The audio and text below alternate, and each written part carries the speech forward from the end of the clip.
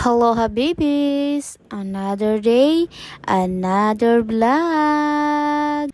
Bale habibis, ilang araw na akong hindi nakakapag-upload kaya rin na-upload ko na lang yung video ko nung nakaraan habang nag-i-edit ako. Bale today is, ito yung gagawin natin. Bale as usual, mag-aayos. And bala kong tanggalin yung tali na nandyan. Gusto ko siyang palitan. Parang siya, pinagpalit ka. Huy, walang ganon. Bale, sa tuwing nagtatambay ako sa pahingaan ko o dito sa store, lagi kong nakikita yung mga dapat kong ayusin. And today, nag-decide ako na hindi muna ako maglalagi sa store. Siguro maglalagi lang ako pag mayroon akong vlog na naiisip.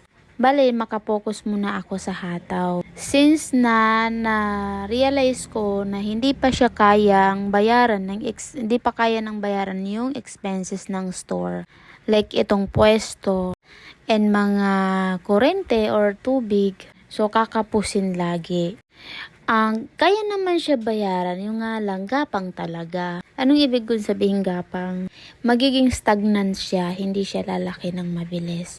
Although, okay naman yun, pero ako kasi gusto ko is hindi magagalaw yung kita ng tindahan. Para pagdating ng time, lalago siya at kahit hindi ko na kailangan mag-ipon o mag-alkansya, papasok yung income na mas malaki pa kaysa sa hinahangaan ko. Hinahangaan, inaasahan ko.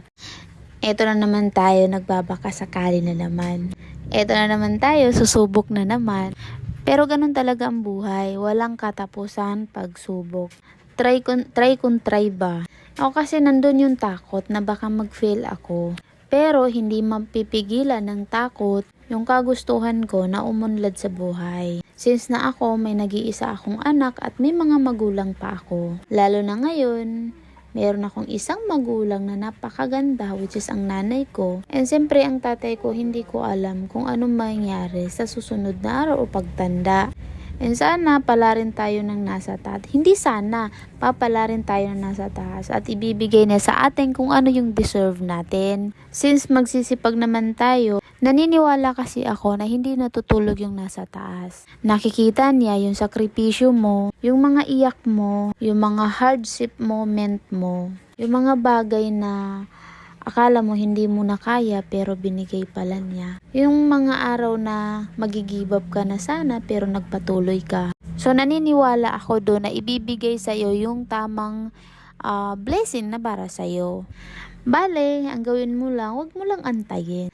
Trabaho lang, trabaho lang, trabaho lang. And mag-pray lagi kay God. Basta lagi mo lang siya isama sa lahat ng gagawin mo sa buhay. Lagi mo siyang isama, malungkot ka man o masaya. Lalo na pag bine-bless ka, mas magpapasalamat ka. Kung binibigyan ka naman ng challenge sa buhay, huwag kang matakot. Ipagpatuloy mo lang, gawin mo lang kung ano yung sa tingin mo na tama. Okay lang mabagal, at least tuloy-tuloy. Okay lang na hindi magtiwala sa yung ibang tao, at least ikaw may tiwala ka sa sarili mo kasi alam mo na nandyan si God. The more na wala kang aapakan tao or wala kang inaapakan tao, ituloy-tuloy mo yan. Pag alam mo na maganda ang hangarin mo, huwag kang matatakot at huwag kang mahihiya. Huwag ka rin matakot mag-fail. Okay na yung magkamali ka kaysa wala kang ginawa. Again, okay lang na magkamali ka kasi may natututunan ka sa buhay. Kaysa wala kang ginawa at naging doon ka lang sa sitwasyon na yun at nagsteady ka lang doon na walang alam o walang natutunan. Laban lang ng patas. Tamang laban lang. Kahit minsang may sakit ka, kailangan natin bumangon.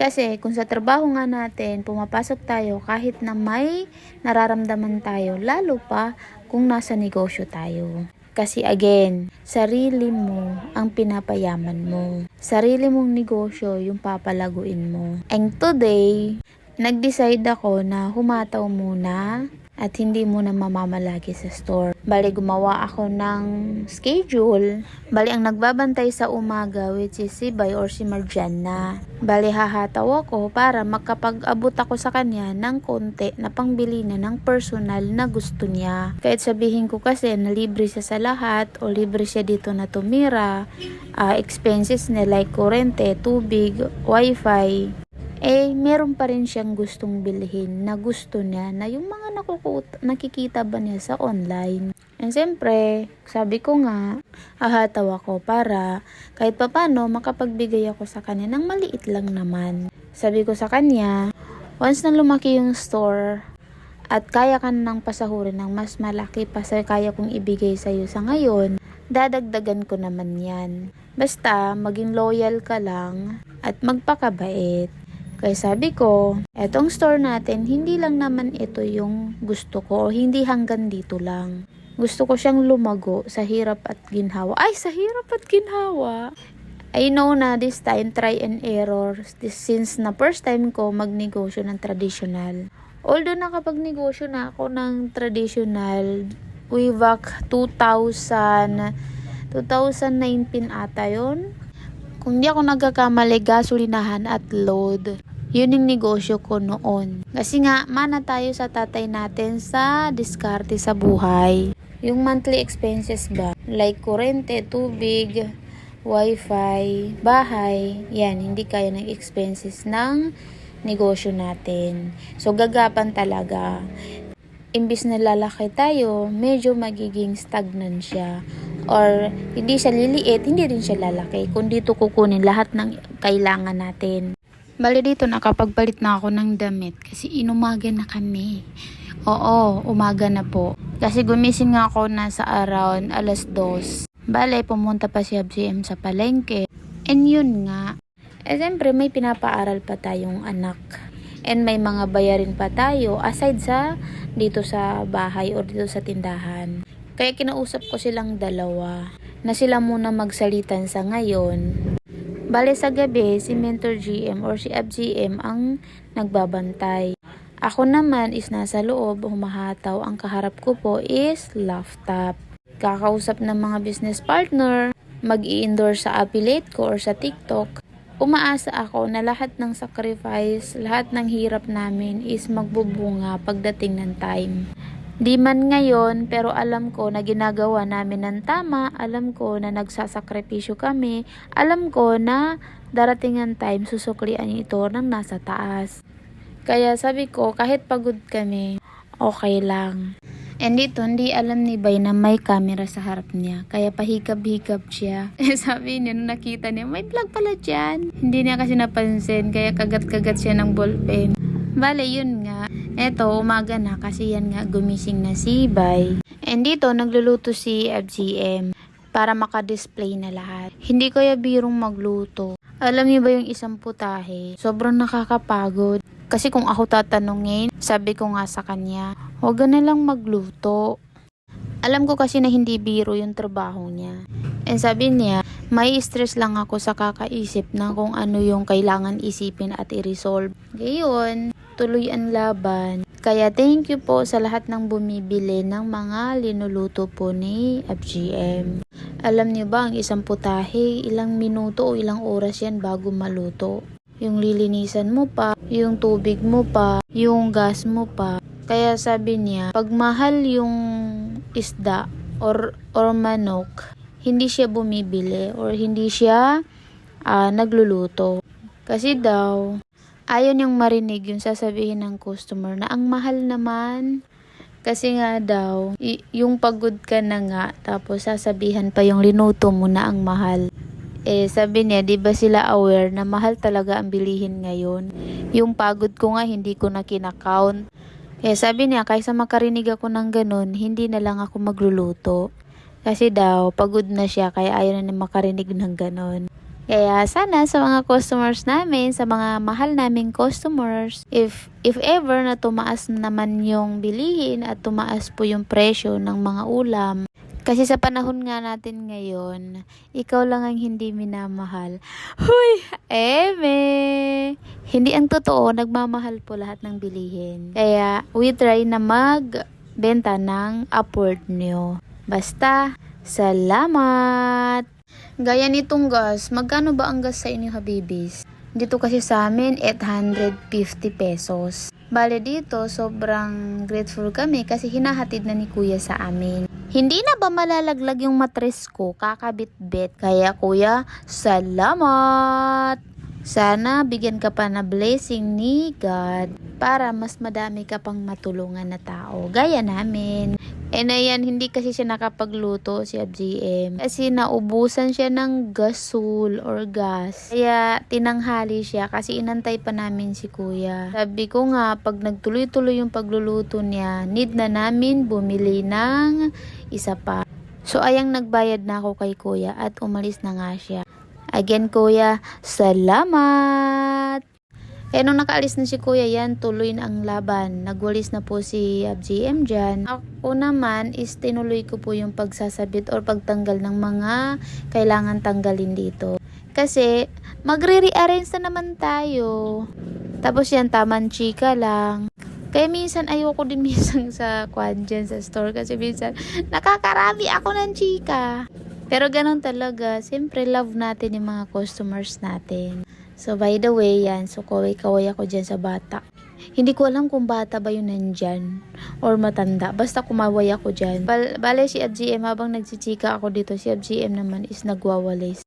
Hindi ko na nabidyohan kung anong ginagawa ko dito sa harap. Basta dito sa behind the scene, dito sa hindi nakikita sa upuan, nandyan sila Aiza. Which is yung kapit ganda namin dito. Kapit bahay ba? Maganda, kaya kapit ganda. So, tinanggal ko po yung chichirya doon sa malapit kay FGM. Kaya sabi ko nga walang katapusang re-arrange. Since bakante naman siya. Pag-re-arrange ba? And dyan, nagpatuloy din siya maghugas ng mga lulutuin niya. Maliit lang kasi yung kusina. And dito, yan mga bata, kaway-kaway sila. Bale, meron dyan pala bunutan. Ibig sabihin no, pag nabunot nila yung merong dyan number na kasulat is sa kanila na. Bale, ito po yung experience ko po dito. Para aware din po ang lahat ng mga kasari store natin or mga ka-store natin. Huwag kayong papayag na iwanan po kayo ng palabunutan. Kasi nga may pumunta dito na lalaki at nakiusap na iwanan daw yung palabunutan. Iwanan lang daw, wala naman daw kaming puhunan. Ilalagay lang ba? Tapos daw may 5% kami. Ayaw ko rin paiwan sa kanya. Kasi nga ayaw ko ng gulo. And ito, babalikan daw after 1 week. Ang disadvantage, nung bumalik siya, sabi niya may nawawala daw at hindi nabayaran na 190. Tumaas yung dugo ko. Sabi namin, bakit kami magtatapat? Kayo nga naglagay niyan dyan at pinilit niyo kami na maglagay dyan. Wala na nga kayong pinasahod at wala na nga kayong bayad sa pagsabit niyan dyan at binantayan pa po namin.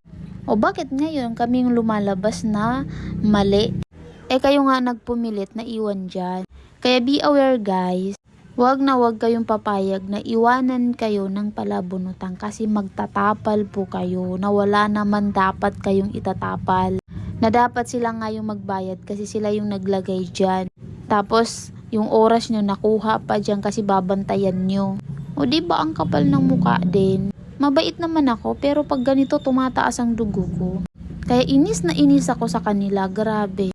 Sabi ko nga kaya kayo hindi umuunlad kasi ganyan kayo. I hope na mayroon mga kasari store na makakanood nito. Bali, ang target po nila guys, yung mga baguhan na patayo na sari-sari store owner. Yung wala pang experience sa ganito. Kaya kung wala ka pang experience na maiwanan ng ganito, be mindful, wag na po yung subukan na magpaiwan. Gusto nyo, bumili na lang kayo at kayo na lang ang gumawa ng palabunutan. Mas safe pa po yun. Kayo na po ang gumawa ng palabunutan kasi unang-una, hindi kayo stress. Pangalawa, yung income nasa sa inyo. Tapos, pangatlo, yung oras hindi nasasayang kasi sa'yo na pupunta yung income, hindi sa mga buang na mga taong yun. Sorry habibis, naiinis talaga ako sa tuwing naaalala ko. Kaya sabi ko, wala na nga kayong pinasahuran, inabala nyo na yung tao, tapos ngayon kami pa yung lumalabas na masama, tapos ngayon kami pa ang nagtapal. Kaya sabi ko, para wala ng gulo kasi ayaw nilang umalis. Diba ang kakapal ng muka? Pasalamat talaga siya, hindi ko siya nabidyohan. Kasi kung nabidyohan ko talaga siya, nako baka pinost ko yun dito. Hindi po ako pala away. Pero pag sa tuwing naaagarbyado ako, naku po, tumatayo yung sungay ko. Kaya para wala ng gulo, ang ginawa ko na lang, binigay ko na lang yung 50. Diba? Ang kapal na mukha, tinanggap yung 50. Bale sabi ko nga para wala ng stress, yun, binigay ko na at umalis na din sila. Hay nako, ang Pilipinas talaga, hindi man lahat pero napakadaming kupal na gumagawa ng ganyan. Eh sana yung mga small sari-sari store owner, wag kayong magpadala sa mga sinasabi nila. Kayo na lang ang bumili sa online at gumawa ng palabunutan para hindi kayo ma-stress sa mga ganun tao. Para hindi nyo na din ma-experience yung na-experience namin. Kasi yung 50 maliit na bagay pero yung pagod at puyat mo yun ang hindi mababayaran ng kahit magkano. Alam mo yung akala mo nakatulong ka pero ikaw palang na-stress. Kaya minsan talaga unahin yung sarili bago ang ibang tao. Kasi pag inuna mo ang sarili mo, wala kang talo. Lagi kang panalo. Minsan kasi akala natin makakatulong tayo. Pero kadalasan din kung sino pa yung tumutulong, sila pa yung nagiging masama. Kaya mas better na wag na lang tumulong lalo na dun sa mga kupal na tao. Hindi ko sinasabing masamang tumulong pero yung mga ganun tao, naku po, hindi deserve tulungan. So anyway, nagagalit na ako dito. Basta na-share ko lang habibis. Huwag nyo na pong tangkain na tumanggap ng ganun. Hayaan nyo silang bitbiting pauwi yung mga palaro nila. Kasi abala po sa oras nyo tapos sa huli kayo pa ang agarbyado ba? Kayo pang magtatapal. So siya, hindi po ako galit habibis. Bale hanggang dito na muna. Bye-bye.